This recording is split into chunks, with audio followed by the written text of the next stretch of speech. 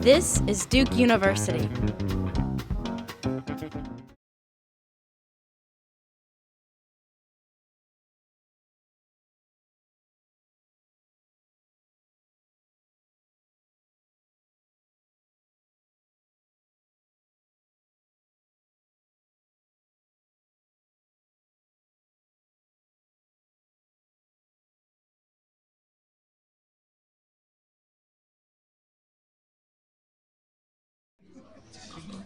Well, welcome everybody.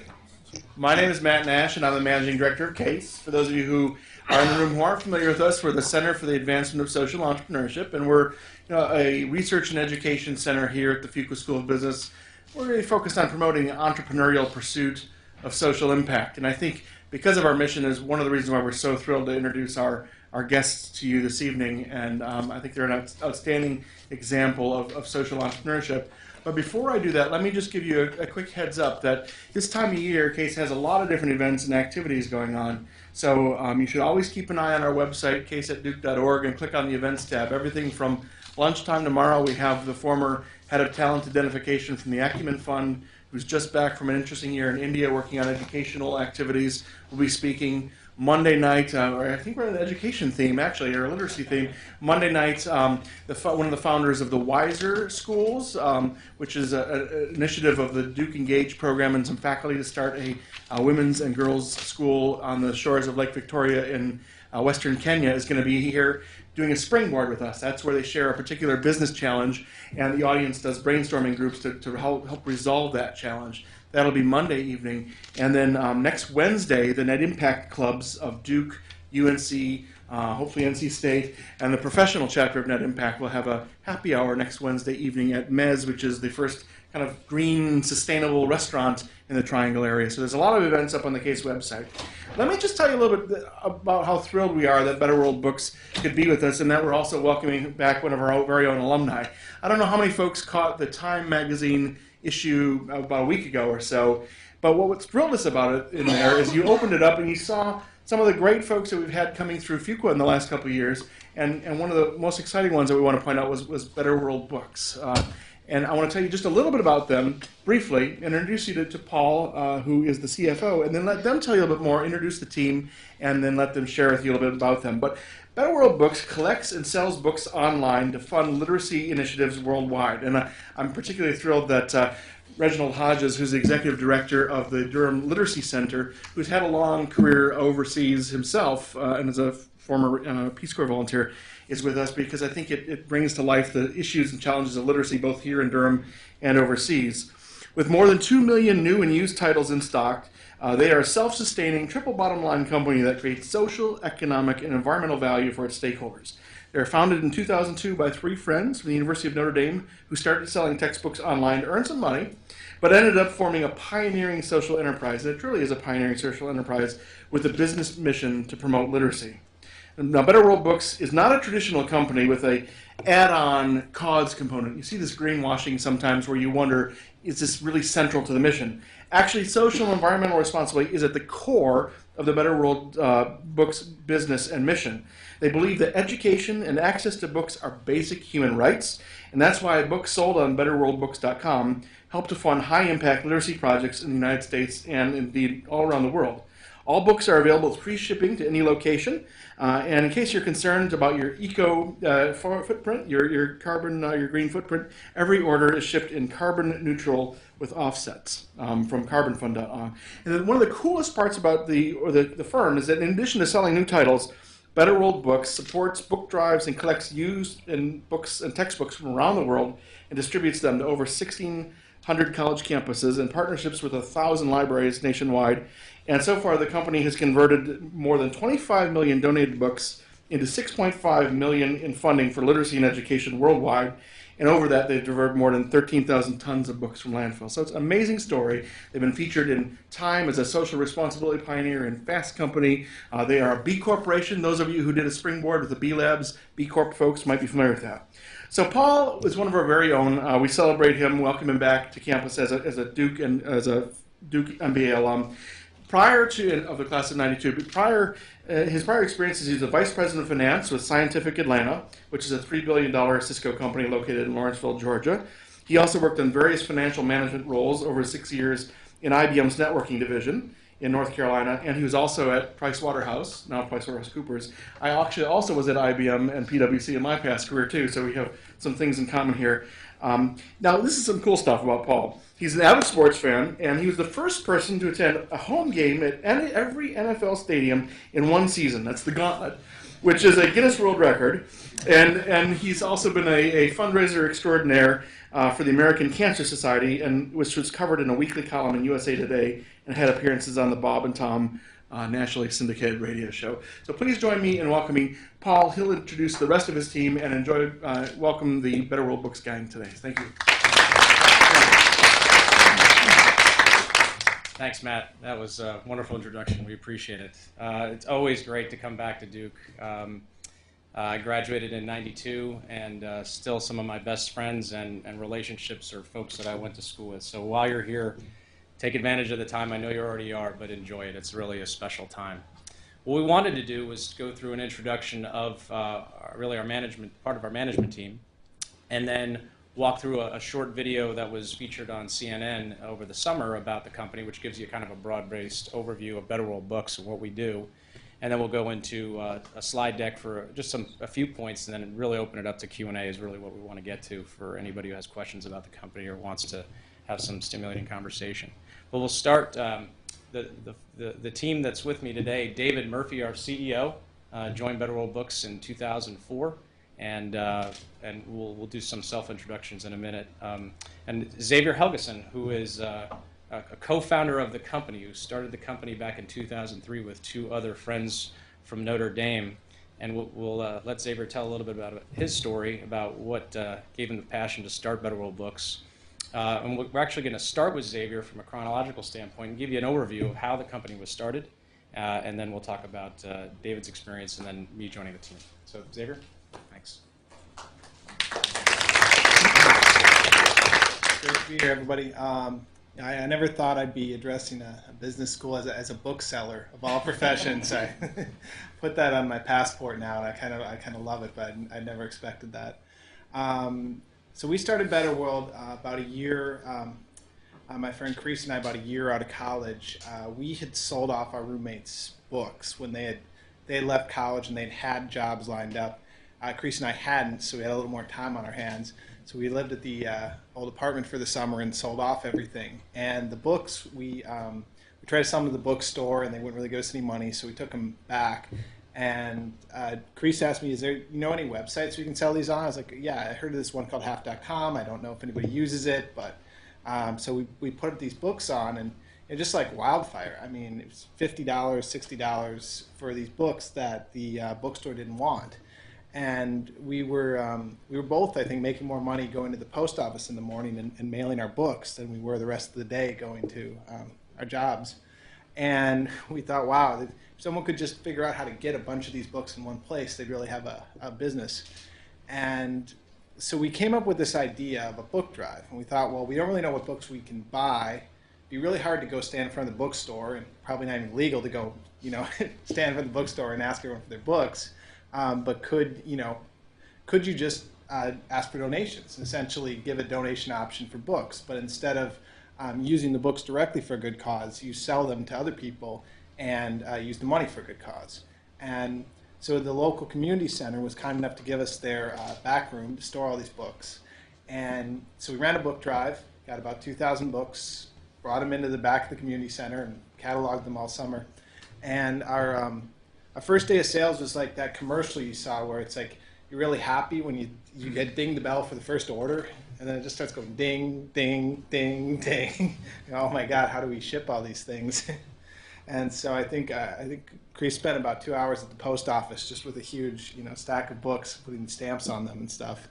But we sold $5,000 of books our first day in business, which was pretty crazy.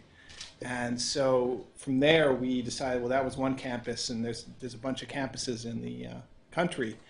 So we sought out a nonprofit called Books for Africa, and we called them up and just said, hey, we want to run a book drive for you, and we'll share the money with you, and you don't need to do anything. Just let us let us do this in partnership with you, use your good name. And they said, sure, okay, guy from Indiana, whatever you want. Just send us a check when you're done. And so I think the first check we sent them was $2,000, and then the next one 6 months later was like $20,000. And I think that really caught their eye, that there was something here. We'll get into it more in the presentation, but from there we scaled up to over 1,000 college campuses, and then started building a full featured book business rather than just a textbook business. And so in 2 or 3 years ago, we launched our consumer brand, betterworldbooks.com, and actually said, hey, I think people will come to us rather than Amazon directly as their main point of purchase for books. Whereas to that point, we mostly sold books through eBay, Amazon, half.com, which allowed us to scale very quickly because we didn't need a marketing team or we just put the books on the website and they would sell. But this has really let us build a consumer brand, and I think a lot of the press that you mentioned has come as a result of that. That now there's a way people can actually engage with us directly, and so it's been a huge challenge to build the site because we've stocked millions of new books, millions of used. Now we even have 10,000 independent booksellers in a network that are all on our site. But we are a great place to buy books. And in 2004, or actually 2003, we entered a business plan competition, social venture plan competition at Notre Dame. We were already in business, but we were maybe 50K in revenue in total at that point. And one of our judges was David here, and he liked the plan so much. There's a one-page evaluation form, and he gave us 4 pages of single-spaced evaluation separately. And soon convinced us that our perfect first employee was his wife, and then she got enough books in the door that we could afford to hire him. And so we've been very happy ever since that they've both been with us. So introduce Dave Murphy, our CEO.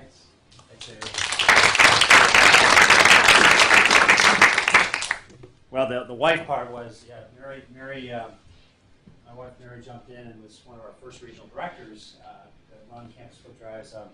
The pay part was there, but it came a while later too, because when we were young, like we weren't exactly paying ourselves to get it started. Any entrepreneur in the room will know that's kind of the price of admission sometimes to get these things up and going. The company, from my perspective, Xavier mentioned the business plan, and there were a lot of comments, but I think just a couple things really stood out for me, and I think everybody here in the audience, to probably some degree or the other, in academic setting like Duke, you might be reading business plans, evaluating business plans, cases, and so forth. So, what was it that really stuck out? Well, one was, and I think this is especially true in the social venture space, was they already had something going. I mean, as a judge in the business plan competition, you're used to seeing a lot of ideas. Love to do this, try to do this, and of course, this is 5 or 6 years ago. I think the process has gotten much better. But back then, we were also still seeing a lot of plans that kind of led, to a certain degree, led with their heart and not enough head, if that makes sense. So they weren't, they might have had great ideas and somebody really trying to make a difference in the world, but they'd probably be out of business in a week.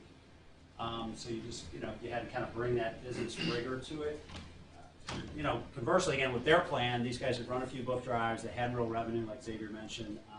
And I think really the power was kind of in the simplicity of the model. I mean, again, this was not a business you had to read over and over to kind of really get what they were trying to do, what dots they were trying to connect. It was pretty straightforward, and from my perspective, in terms of getting excited about it, and then eventually leaving what I was doing to sort of come on full time was, again, I think that we saw an industry here that was sort of old, staid, obsolete, something that the internet and sort of peer-to-peer book buying and selling was going to fundamentally change. All of you are in an academic setting, so you're used to the bookstore, you're used to this. I got to buy my book here, I got to sell it back for this price. Wait a minute, I just bought it for that price. Does it seem fair? And we've been locked into that system for a long time. So I think the idea that you had a technology and a business model that sort of at a real base level said we could change that. So that was the business part of it. And then, of course, the DNA of we can change the world through literacy and the difference that'll make was absolutely just part of it from the very beginning. So huge trust factor that's there. If you really think about our business model, it's how do we get people to give us books, whether they're college students or libraries. We'll explain a little bit more about the model here in a minute. I mean, at the end of the day, this was always about being very open and transparent and saying to people that would give us books, hey, we think we can do something pretty creative and pretty powerful with what you're giving us, and that's a trust and sort of a transparency and openness that we've sort of really stressed, you know, even today, and it'll be a core part of what we do going forward. So we jumped in, and like Xavier said, that was 5 years ago, and it's interesting to see its scale. We've got a few slides in the deck that will kind of speak to the issue of scale, and not because we won't dive too deep into anything, because again, we really do want to get to the Q&A, but maybe it'll answer some of the fundamental questions you might have about, again, how big are we, how quickly really have we grown, how have we brought scale to it, and we'll touch on some of those points, and then again, open it up to Q&A.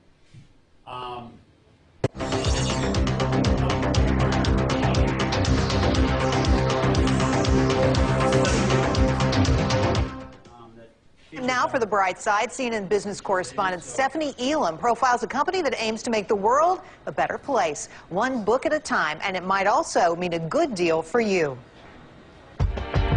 There's some great stuff in there, that I promise you. And with more than 2 million books in this Mishawaka, Indiana warehouse at any given time, there's bound to be something for everyone. We bring a lot of stuff in, even in full truckloads, so we'll bring about 50,000 pounds of books in at once, drop it off in the bay here, and then put it up on the shelves. The books are donated by libraries, bookstores, and college campuses from across the country. Xavier Helgesen and his partners Chris Fuqua and Jeff Kurtzman were frustrated that when they were in school, the bookstore wouldn't buy back their used textbooks, so they tried selling them on half.com. It worked, and the idea took on a whole new chapter. We just thought, wow, like there's all these books out there that the bookstores are just saying, no, I don't want it. But there's totally value in those books. You just got to get them and efficiently get them up on the internet, and then someone will buy them. Every day, Better World brings in 40 to 50,000 books, sending just as many out. We've sold orders up to 5,000 books at once, and we sell a lot of single book orders, so our average order is 3 or 4 books. The cheapest they find would be $3.48 with free shipping. The Better World founders built the company on the foundation of the broke college student. So textbook deals remain at the heart of the business. We've gone to great lengths to build a business where we bring in tons and tons of college textbooks. And what's cool about us is we price them at market level. So you may be getting a $100 book for $10, and that happens every day here. But sadly, not every book has a home, and the back of the building is the last stop. It's the place books go to die. These will typically be recycled, turned into pulp, which will in turn be turned into cardboard, recycled napkins, any recycled paper products you see. Investing in the environment and education. Better World Books says it donates 5 to 10% of its revenue back into the hands of libraries and literacy programs around the world. From Books for Africa, Room to Read, and World Fund to the National Center for Family Literacy and Invisible Children. And Jerry, Better World has started selling new books as well. The company says traffic on its website is up 115% just over the last 7 months. They also say they're on track to grow their revenue by 50% this fiscal year. Sounds like a fascinating company. Thanks for bringing it to us. So, a little bit of overview. So, framing that up, so I'm going to turn to Paul here a sec. So, maybe it'd be interesting for Paul to share a few moments with you about, so what, Paul joined us just about a year ago, so what did he see when he came? So he'd been out, he'll tell you a bit more about where he's been, and of course, we teed it up at the opening. But, you know, so when we went out to sort of develop our management team, bring in really, really talented people from the outside, how do they look at a social venture? And for that, I'll just turn it over to Paul. Great, thanks. It was about a year ago that I first learned about Better World Books, and Matt went through my background a little bit. I had worked at IBM in Research Triangle Park after Duke. I had moved to Cary and stayed in the area for about 6 years, moving through their management finance rotation program. And IBM is a fantastic company. I had a great experience there. One of the things about IBM that I enjoyed was the great breadth of experience. You could move into different areas, learn about different things within a finance or rotation program. One of the things that I had trouble with a little bit was just its sheer size. And IBM's about 350,000 employees, $100 billion in revenue. And I remember being on the conference call at the end of each quarter, and my division was about $2 billion in sales, and we'd all sit around the conference call, and we just hoped that the CEO might have mentioned our division. You know, but maybe he'll mention us this call, and I hope he mentions us, because we've been busting our tail all quarter to make our numbers. Maybe he'll mention us. He didn't mention us. Maybe next quarter, right? So after a while, from the experience standpoint, I couldn't feel my impact, right? So that's something that you guys are going through, figuring out what's the trail for your career. At that point, I was really wondering where I was making an impact.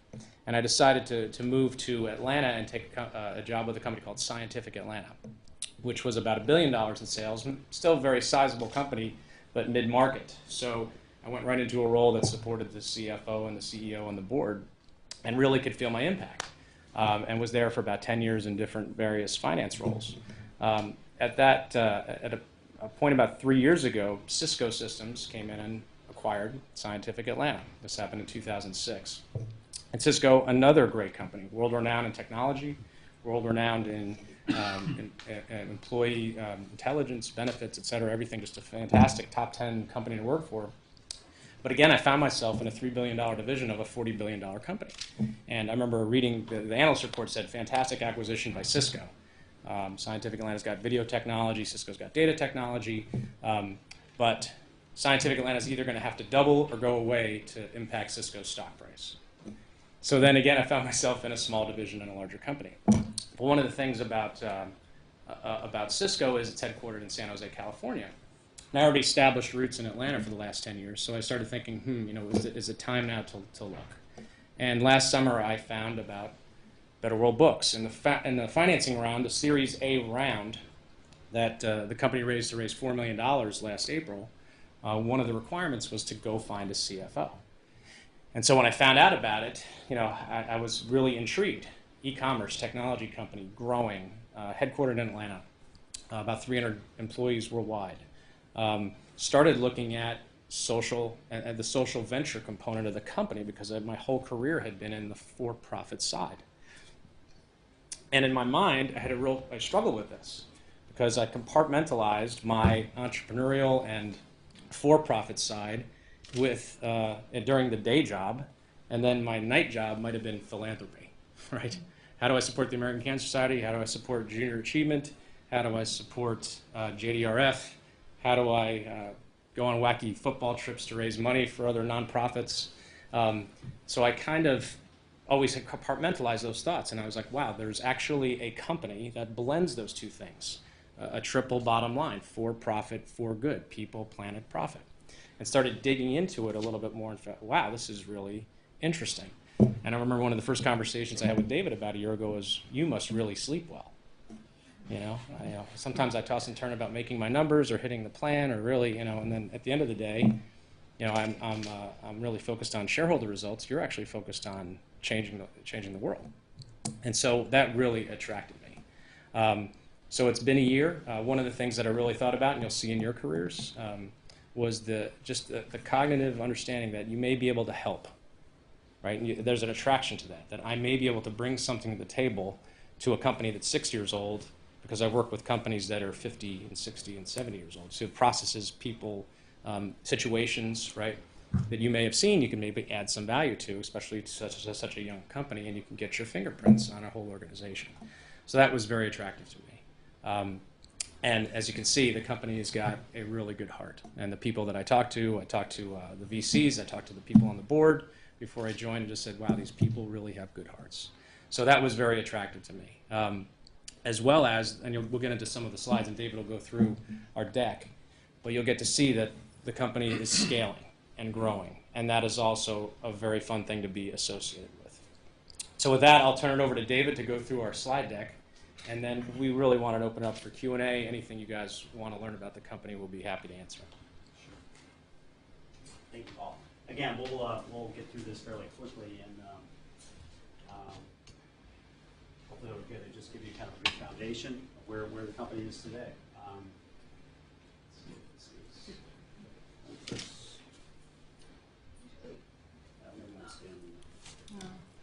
So it should let you go now. Okay, so our mission, we're a global bookstore that harnesses the value of books essentially to bring opportunity and obviously literacy to people around the world. Xavier, you want to tell us a little about that person on the right? This is kind of an interesting story. Oh yeah, that's William Kwamba from Malawi.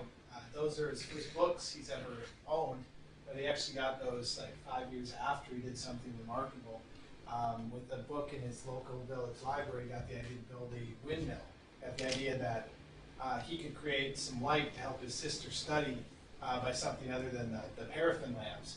So he rigged up this amazing contraption, this like 30-foot tall windmill out of old bicycle parts. It actually works and generates enough power to, it has a circuit breaker and everything, enough power to power a bunch of lights in his house.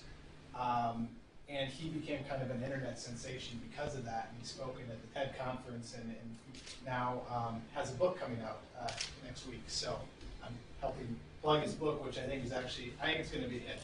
I think it may be a bestseller. He's really got a lot of people behind him. It's called The Boy Who Harnessed the Wind. So check it out on Better World. We're actually selling it at cost just to get the word out and hope that more people will check it out. So and there he is, pretty happy about his new books. We were saying, if there's sort of one picture, one sort of story that sort of combines, we talk about triple bottom line, well, the whole literacy social piece of what we're doing, of course, combined with the environmental piece. I mean, that's a great example.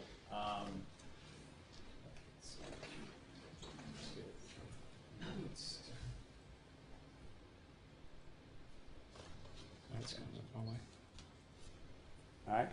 So again, the business model, and Matt kind of talked about this at the beginning, so I won't go too deep here. And again, but basically the business started on college campuses. You saw that on the CNN piece too. Nice thing about here is now we're adding not just North America, but the UK. We'll talk a little bit about our UK footprint. We sort of moved from textbooks to libraries. We started getting calls from libraries, and we're saying, hey, I heard maybe you take books, and we were kind of wondering. Initially, we were sort of reluctant to jump into the library market because we didn't know enough about the market value of those books. We knew textbooks. We knew that there were a couple of times a year where you could get textbooks, and a couple of times a year where you could sell them. There was a demand and a lot of predictability of that model in terms of recurring revenue, but libraries, we eventually got in, started signing them up, kind of came up with a consignment model to a library that says, hey, when you weed your shelves, weed the books, give them to us, send them to us, we'll pay to get them there, we'll essentially put them up so the world sees them, and when they sell, you get a piece back.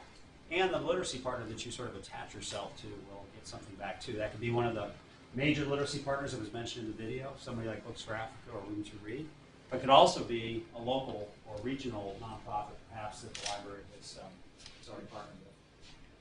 The global challenge, again, not to hit every one of these, but the big problem here, of course, is about 800 million people, 1/7 of the world's population are illiterate. 2/3 of whom are women. These really kind of highlight different parts of the world that we're actively working in or on the ground with through our partners. Asia, Africa, Latin America, and of course here in the United States. One stat I always like to kind of point out is over 40 million people here in our own country functionally illiterate, so we do a lot domestically as well as around the world. So again, you've got the history of this both from seeing Xavier is one of the founders here, and also walking through just a couple of things to point out with regard to the scale. So now we're working with about almost 2,000 libraries, public and academic libraries around North America, as well as 1,800 colleges and universities. So literally going from that first book drive that Xavier and Crease ran back at Notre Dame in 2002 to that scale today. And again, the national nonprofit partners benefit from every sale. This is kind of a key concept in the business model. And again, Matt touched on this at the intro, was again, this is not an after kind of model. It's all about making in sort of predefined percentage of a book's sale price that then goes to the partners. So every time that book sells, there's revenue generated. It's a liability on the balance sheet if you want to look at it kind of from an economic perspective. And we have to be very, very careful about how we build the model, that we don't set the percentage too high, because again, it's a liability, and if you set it too high, you could go under. And we've had a few nail-biting moments along the path, along the way as well. But also from the very beginning, we sort of had an attitude that said we wanted to set that percentage as aggressively as we could. We didn't want to be one of these companies that was in business a few years and had gotten all these books, and we generated $50,000 for literacy. I mean, it was all about sort of how do you get to 7-figure, eventually 8-figure kind of impact to move the needle. So a little time chronology here about, again, as we've grown, we kind of moved from campus books, libraries, and now started to actually get books. We're starting to pull books now at all kinds of places, thrift stores, community-based book drives. We're experimenting with some actual physical drop boxes in a couple of communities now to see if, essentially, at the end of the day, we want Better World Books to be kind of the brand name for, where would you take your books? Much like today, if you have clothing or an old bicycle and you think Salvation Army, you think Goodwill, we want books. I got to get rid of books. I think Better World Books. And how can I get them to them easily? How can we pull them from them easily in the business model? I'd like Xavier to just talk a little bit about we've talked about $3 million of invested capital in technology. So underneath the covers of this whole model is a huge commitment to technology to really sort of run our operation. It's had to be there from day one. There was no off-the-shelf, I can go buy this and plug it in and make it work. So Xavier was really the architect of a lot of that from the very beginning. Maybe he could say a few words about that investment.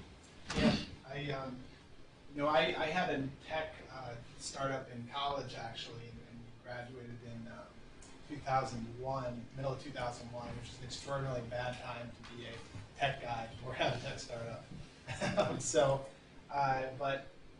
when we started selling books, it was kind of, okay, how do I look at this like a techie? And it's really a technical challenge, and a lot of people don't realize, is dealing with this massive number of books on this massive number of marketplaces, each which is essentially its own product of the supply and demand curve. Right? So if you think of every book in the world, it has its own supply and demand curve. Some of those is one person wants it and one person is supplying it. Some of those, the Da Vinci Code, there's 10,000 supplied every day and 100 people buy it every day.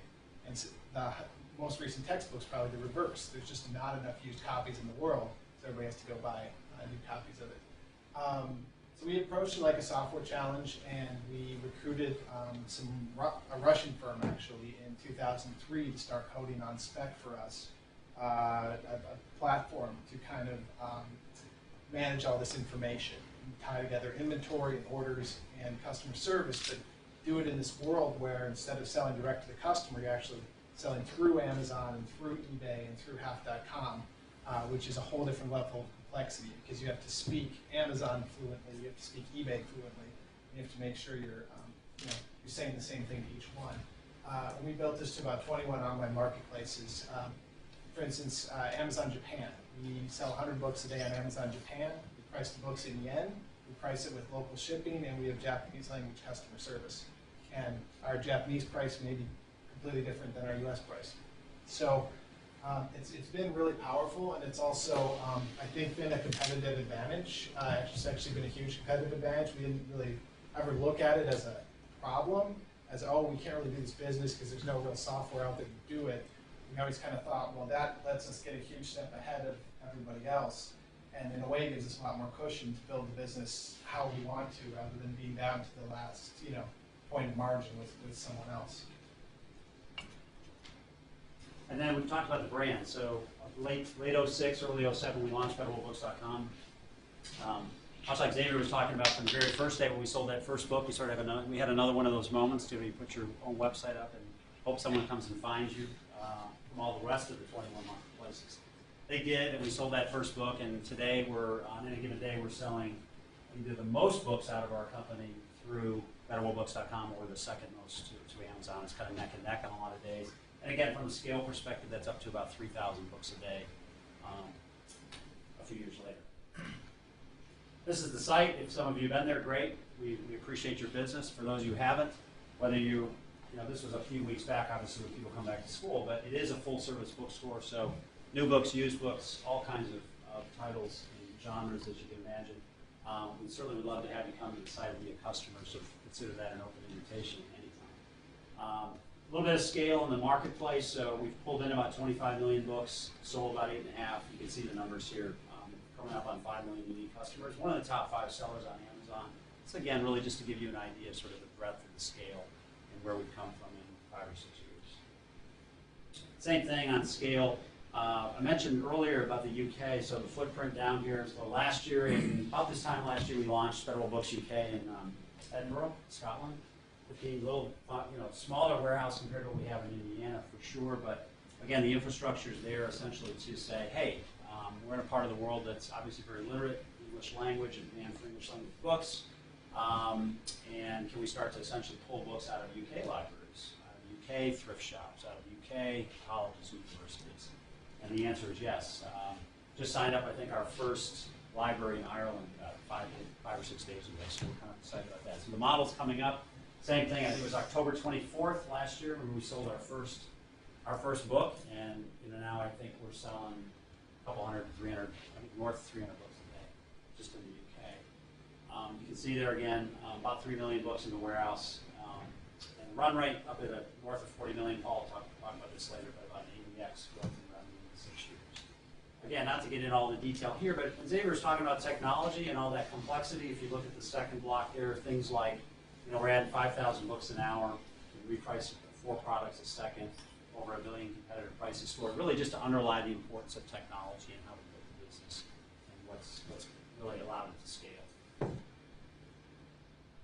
These are the partners. They were again mentioned in the video. In addition to these 5 major partners, let's go. A couple of years to point out, so when Katrina hit back in, I think, 2005, we jumped right in, worked with the New Orleans Public Library Foundation, and in a matter of a year, I think close to 2 years from that date, we funded them about $150,000 to help rebuild New Orleans Public Libraries. We have an active relationship with the Prison Book Program up in Boston.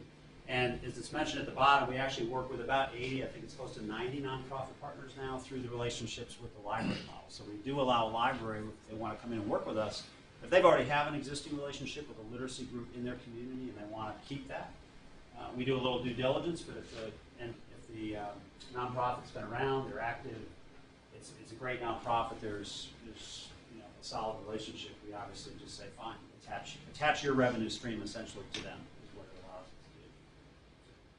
The social impact, generating now over $7 million in cash for the libraries and partners. About 1.5 million books now out to the nonprofits. Most of those to Africa through our relationship with Books for Africa. Most of those are exclusively post-secondary or college textbooks that are hitting. I think Books for Africa is shipped to over 35 or 40 African countries.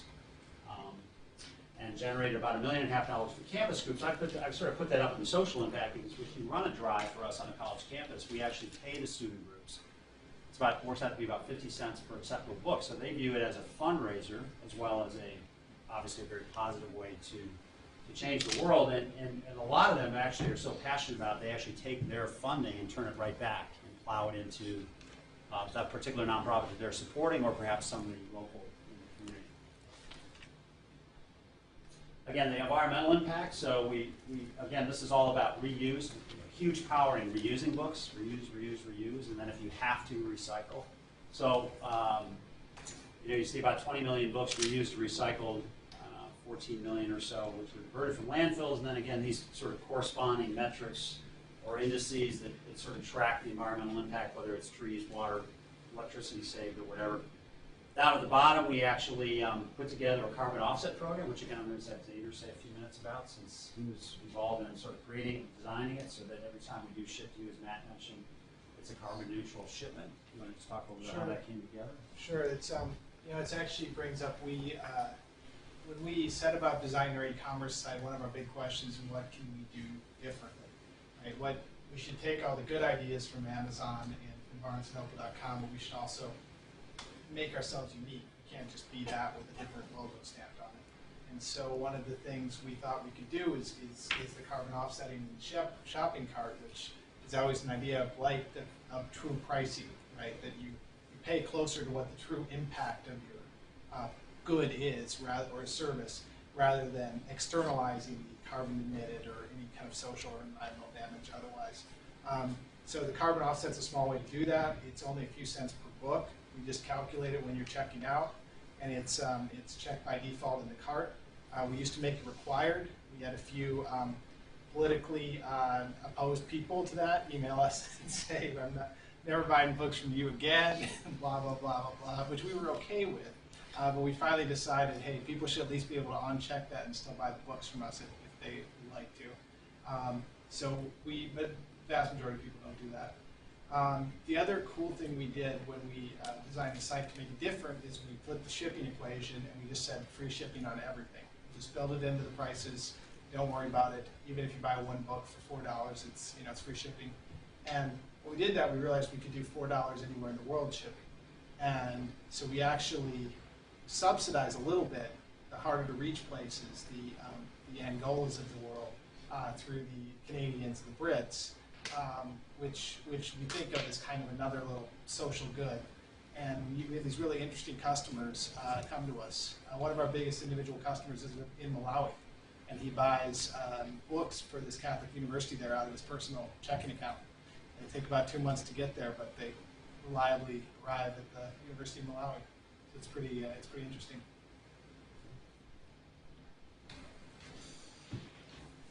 So our employees, again, about 300 people total, part-time mix. The big thing here is over 95% of the people have incentive stock options. I think from the very beginning when we created the company, we believed truly in this sort of notion of widespread employee ownership, and we sort of backed that up by creating a pretty sizable ISO pool to begin with, and then essentially putting it out there for people to feel like, again, that they have ownership, and that if whatever happens down at the company down the road, if it's a good event and there's any kind of wealth creation at all, they're gonna be there for it as well.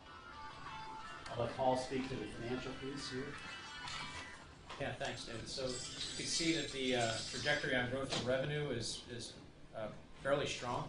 Last fiscal year, we ended up at over 45% revenue growth, we're a June 30 fiscal year.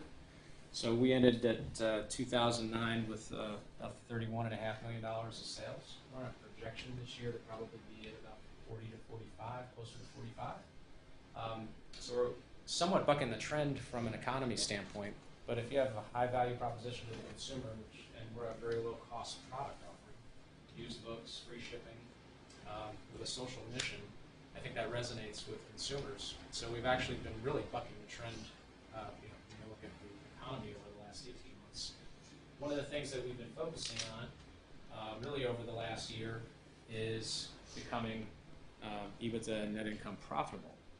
So we've been able to bootstrap the company through either lines of credit or equity all along to sustain losses as we scale the business, right? So getting into this cost us significant millions of dollars, especially with technology investment, the headcount investment, the warehouse and infrastructure investment, as well as expansion capital that we used for different business units such as the UK, and we've actually got some small retail bets up in Indiana, plus some other business lines that we've invested in. And so we've been able to sustain that, even though it's just to sustain those losses and continue to grow the top line within the company. This year, our focus is a little bit different as to actually growing the bottom line. So, we're in it for the long haul, right? So we're trying to create something that's very sustainable for the next 10, 20, 30, 40 years. And so we need to start creating some cash flow off of our operation, which now we are. At a scale now, we've hit that cross section where now actually we're making profit on each book sold, as well as increasing our component to our nonprofit literacy partners. So that increases. So anyway, we've had a very good last 12 months. The company has doubled basically every 2 years. You look at this chart, and we continue to be pretty bullish on the growth of the company.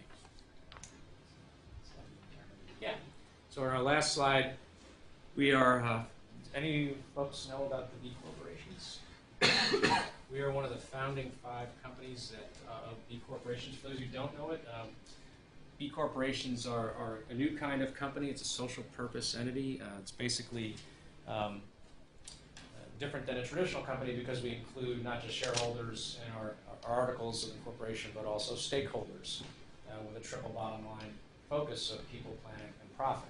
There's a nonprofit that's headquartered in Philadelphia called B Lab, and their organization stretches out to actually audit firms for the capability of the social venture. So they come in and they take a look at your articles, they take a look at your business models, take a look at how you treat employees, how you treat the environment, and basically rate you to let you qualify to become a B corporation.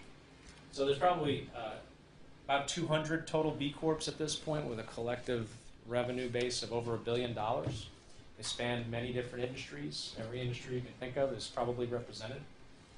We've developed a community. In some regard, I changed our credit card processor over from Chase into a company called Inspire Commerce out of Denver this year because they're a B Corp. So one of the things that, long term, there's multiple goals within the B Corp community.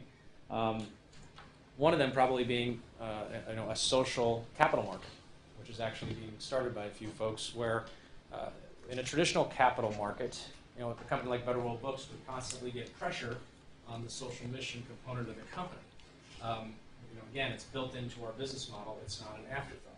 If there's actually a social capital market where you know going in that there are B corporations or companies like B Corps, then people know the rules up front of what they're investing in, and not only investing in the EPS, but also hopefully making a change. One of the other things that B Corps may do longer term is to actually get recognition by the IRS or taxing authorities. So you have for-profit companies with LLCs and different things to protect entrepreneurs. You've got nonprofits which span the other side, which actually gives them capabilities for tax incentives, grants, etc. But if we can straddle that and get some benefit as B corporations, recognized as B corporations, there's probably some runway for more people to invest in social capital. And so I think that longer term you might see some of those things. I know B Corp is growing every day. We've got new partners and new companies join the community, and it's something that we're excited to be an original founding partner of. And Paul, we also, it's interesting, we pay for our B Corp certification more or less out of our savings from a Salesforce.com partnership that they have. So what's cool about that, I think Salesforce is a remarkable company as far as publicly traded ones go that has a conscience, and they want to say, how can we help social purpose businesses? Because we give our software for free to nonprofits, and all these kind of social enterprises come to us and say, we want it free too, and we say, well, we can't really give it to you for free. So B Corp gave them the codification. They said, if you're a B Corp, we'll give it to you, what was it, 80%? That's at the nonprofit price. Yeah, so it's like 80% off the list price for Salesforce, which is pretty huge for their software. And we're a big Salesforce user as well. So it's as more of those happen, as this collective voice becomes bigger, I think you're going to see more companies trying to kind of enter that space and giving preferences to B Corps or investment preference to B Corps or building portfolios out of B Corps or what have you. So our equity partner, Big Capital, is a B Corp itself. So another component of a varied industry of folks in the B Corp community. Well, those are our prepared remarks. We wanted to thank you guys for coming. It's always good to come back and share our story. Again, thanks for the time. We will open it up to any Q&A that you guys would like to go through. If you got any questions, we'll be happy to answer them. Yeah.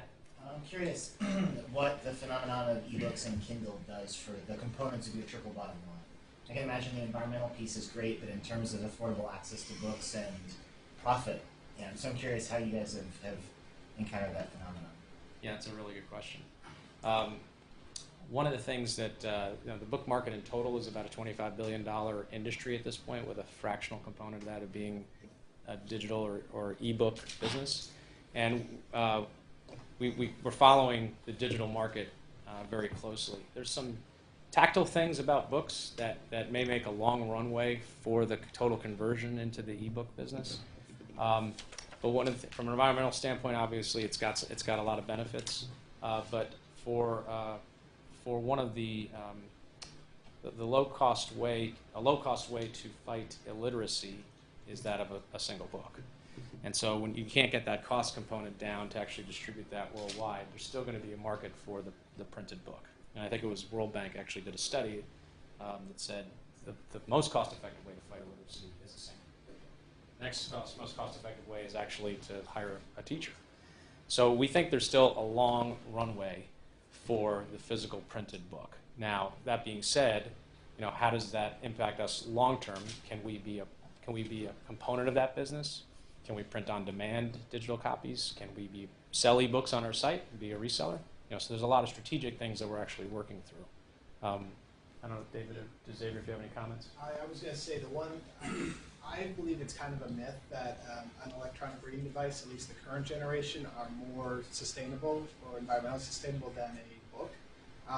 There's this concept of embodied energy, which to manufacture and ship something like a Kindle is astounding. I mean, the amount of energy that goes into just sucking the metal out of the ground to build something like that is thousands of books worth. So it's on a marginal level, it's more sustainable. In some ways, power usage is higher, but materials usage is lower.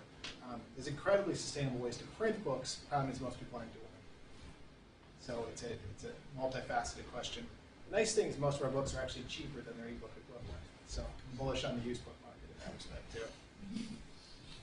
And to add that, so I was actually in a discussion with someone who comes more from educational background. So one of the things when Paul says we're keeping an eye on it, one of the things we're trying to look at too is kind of from also sort of a cognitive learning perspective. It's like, how are people learning and what's easy and so forth. And there's been some research on this in terms of even in the college communities today of very, very tech savvy students, many of you sitting here, who, are they're living on the web, and yet when it comes to actually learning, a lot of them are still, they want the book. A lot of that's because it's a function of how you were taught.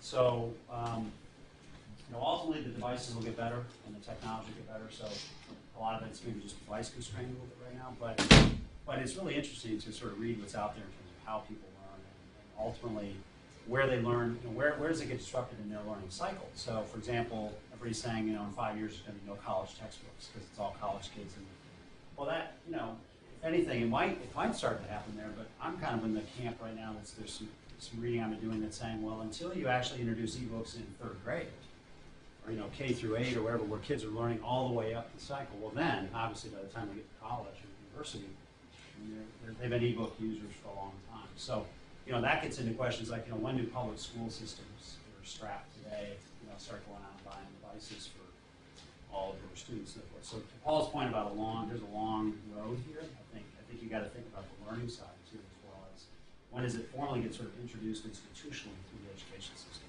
So does anybody here own an e-reader? Just interested.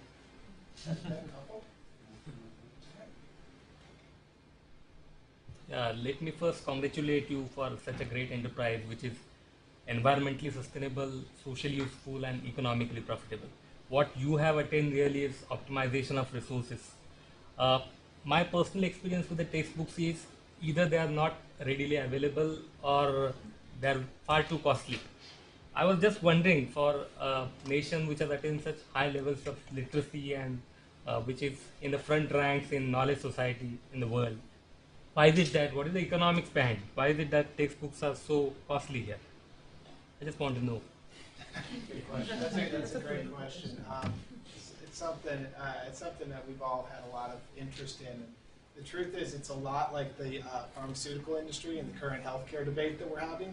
The problem is the person making the purchase decision is not the person spending the money. The person making the purchase decision is your professor. The professor tells you, should you buy this book or shouldn't you buy this book? And you're the one who actually pays the money. And so as a result, what do you do in an industry like that? You lobby the person making the purchase decision. And so the publishers send the publisher reps to every professor in the country and say, we'll make PowerPoints for you, we'll give you a test bank, we'll design a test for you, we'll do whatever you want. You just have to assign our book to your class. And as a result, there's no downward price pressure because there's not, they don't even tell this professor the price usually. And that's one of the new things in the congressional laws. They actually have to tell the professor the price. They didn't have to tell them that before. So they had to show them the book. So that's probably the big thing. It's a lot of people think it's the cost of printing and distributing, but that's not it. That's $5 or $10. Everything above that is just margin based on intellectual property. We had an intern from Darden who this summer who is actually from India and is over here on studying for student visa. And he was joking about how at Darden he buys the international editions in India of the textbook that are in English because, and you can get them the same book for $20 or $25 in India that they're selling at Darden for $175. He said, I might be off 2 pages from the version that was sold to the bookstore, but I got it. I still have it. I just flip back, it's here 64 page 64, I go to page 66. He said, and it saved me $150 a book. So it's literally just margin that they're baking in the U.S. industry. Yes, yeah. In talking about textbooks, the cycle used to be like every 4 or 5 years you'd have a new edition. Now it's every other year. I'm sure it's just to force you to buy the new one. What do you do about old editions? Well, that's kind of sell them. Yeah. In a lot of ways, it's a great question because it really underlies the business model. So and again, the internet's just opened this whole world up. So an old edition might be a book that's you're working off a 2009 copyright, So the market value in 2008 or 2007 on this campus would be almost maybe zero within the walls of St. Duke. But you could have a huge amount of value to a student in California or a community college in Seattle or wherever. And so it's all that connecting the dots. So now over time, once you're out 4 years or 5 years, we do see a drop off. Once a textbook is out there, maybe 4 or 5 years in the States, it'll really start to kind of drop off. And the beauty of the model is those are all the textbooks they're going after. So they're learning off chemistry and mathematics. It might be copyright 2003, 2002, which is amazing in Africa. And again, you think about the context of a lot of these books. How much is chemistry, engineering, mathematics, and so forth really changed that much? So yeah, and again, that's back to Xavier's point. It's that professor-publisher relationship. And once you get into it, and if you mentioned the frequency of new books, well, there's economics that are coming back to the professors on this, right? They're getting a chunk of change to keep publishing and updating. This time really don't change much in the book, maybe a few new graphs and put a CD-ROM attached to the back, and then you got the 9th edition. So all of a sudden, but the professors making money off of that as well. So I'm honestly surprised they don't do them every semester. I mean, the profit imperative is there, right? The longer the used market is out there, the less money they make. So the more they want to push it out there and push used books out of the market. And professors have all the power. They can say, I'm not going to assign the current edition until it's been at least 2 years until it's out. They can do that. And all their students can get the old edition cheap off the web, or the bookstore can get them, and everybody can get a used copy. It's really just professors don't know, and they don't do it. Yeah, I don't think the professor knows what edition is the new one. They just order the book, the bookstore orders the latest one, and then the old one's not worth anything. Yeah, the other thing the professor can do is just say, I don't care which edition you use. Use the old one, use the current one. A lot of professors do that, but it hasn't spread. Can I add, being at the early stage of the value chain, it really depends on the industry, but for example, we just signed a book deal for a social entrepreneurship series. We're going to make $300 a book off of that. So the professors aren't getting all that much, and actually we commissioned a book that was named one of the top books of the year by The Economist, Forces for Good a few years ago. So far our royalties have come to $6,000 on that. It's sold tens of thousands of copies. So somewhere in there, somebody's making a little money. It's always necessarily the professors. I had a question about the headline news clip that was shown earlier, and mentioned that you donate 5 to 10% of your revenue. I was curious to know how flexible is that number? Is that expected to change based on increased revenue in the future, and how often you reevaluate that number?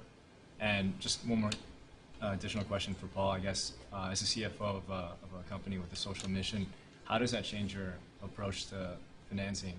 So were you less willing to take on a more risky capital structure? Your approach to debt and equity? Be curious to hear that. Yeah, really good questions. I'll answer the first one first, and then we'll let Xavier and David join in as well. One of the things about the model is that the commitment is upfront from what book is going to be sold as to what component goes to our literacy partners. So it's a little bit dependent on the mix of products that we sell. And as we've got some partners that can have up to a 50% share because they did all the work on a book drive, right? So with the mix shift, we'll vacillate that number, somewhere between 5 and 10%, but it usually only moves a few tenths of a point. And so it's really dependent upon the commitment that's been made up front to the NPLP. And it's, from the accounting folks, we book that liability as soon as it's shipped. It's not like a charity donation that we do after the fact and we see how we did for this quarter, and then we book that liability as soon as it's out the door. Every month I have our group closing the books and saying what's our liability to our SPLPs. So to answer your question, it depends on the mix shift of what we're selling. The other question was related to how do we manage capital, and how do we fund different things. One of the issues in this, it almost makes it a little bit more complex of a business to manage because we've got this social venture component to it, and it's cost of doing good. And it's something I had to get used to up front because it adds a layer of complexity. If I have $1 today, do I want to give it to one of our nonprofit literacy partners, or do I want to start funding another warehouse? So tomorrow I can give them $2, right? So it becomes this quantitative analysis and financial conundrum you have to think about all the time and measure the cost benefit of doing something more today for your social mission versus delaying that and then doing something bigger in the future. So one of the things that we've tried to do in the last year is to squeeze as much cost out of the operation, right? So how can we focus on our shipping costs outbound? How can we direct inject shipping deeper into the postal network, take that cost out of USPS, and then that adds to the bottom line, which then in turn adds to more that we can give to our MPLPs. So we've added, we did a profit improvement plan over the last year. We raised margins a few points, we took expenses down a few points, and so hopefully we can fund some of our projects actually through cash flow. That all being said, we did a $4 million equity round last year, which helped fund a lot of our expansion, and we have a credit line with Bank of America, a non-social venture bank, right? A real live bank. So we've got a credit line with them that we use depending upon the season and what investments we want to do. So it's added, the social mission adds a little bit of complexity to it that I enjoy, that I like to, it actually makes the math game more challenging. But again, it's always constantly a discussion and a decision to say today versus tomorrow. How do we keep this thing for the next, going for the next 20 to 30 to 40 years? But really, really good questions. And as one of our investors is in the audience, that tip to Mr. Punker-Currens. That's right. So I'm giving the thumbs up when the revenue numbers are up there. Yeah, that's new. Yeah.